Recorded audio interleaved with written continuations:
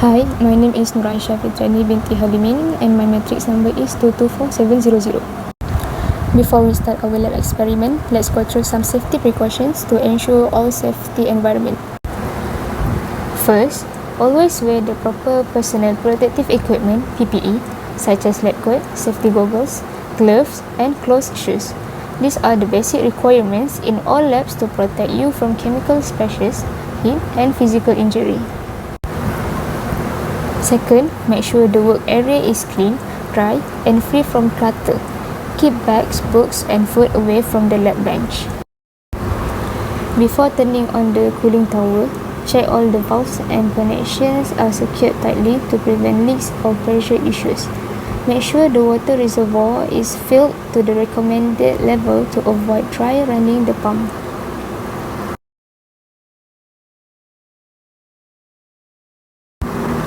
And finally, always follow your lab assistant instructions, and if the equipment behaves abnormally, such as strange noises or vibrations, shut it down immediately and report the issue.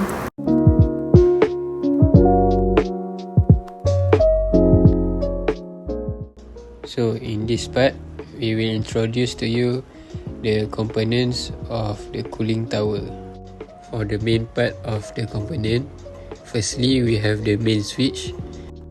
After that, we also have the heater switch to provide heat for the water in the water tank. Next, we have fan switch to provide air circulation inside the cooling tower. Lastly, we have the pump switch to control water circulation pump. For the next part, we have radial fan which function in driving the airflow through the cooling tower. Next, we have the cooling column, and also we have the water tank as a water storage for the cooling tower. Finally, we have the pump for the water circulation between the cooling tower and the heat generating equipment such as condenser. The regulator valve will eventually control the water flow rate by adjusting the valve.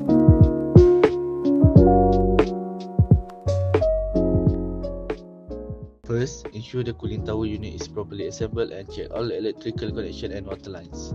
Second, fill the reservoir with clean water to the required level. Third, verify that temperature sensors are correctly placed like hot water inlet, cold water outlet, and air inlet and outlet.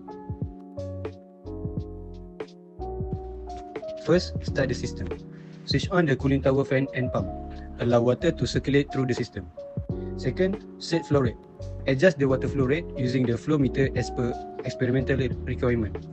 Use the heater to raise the temperature of the inlet water to a desired level. Next is stabilization.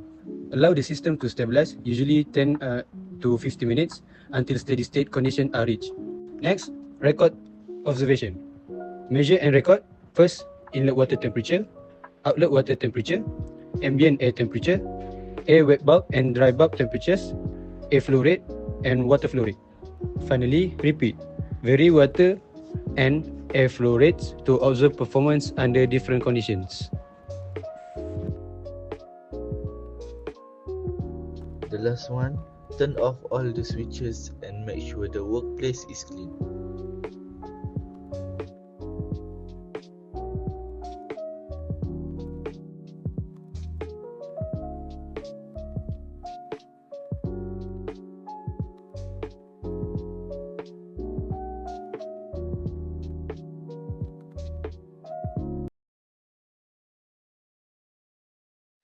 I will be presenting the key results and measurements recorded from the wet cooling tower system. For objective 1, we will determine the enthalpy, humidity ratio and specific volume of air at the inlet and outlet of the cooling tower to understand the thermal and moisture changes. Furthermore, dry air mass flow rate, the rate of makeup quantity and the specific enthalpy of the makeup water must be configured to establish the energy exchange and water usage within the tower. This leads to the calculation of pump power and mass balance for the overall system. For objective 2, we focused on plotting the temperature versus cooling load for both water entering and leaving the tower. This allows us to evaluate the cooling performance and efficiency of the system. This analysis can be evaluated by assessing the indicators displayed in the control panel as shown in the diagram.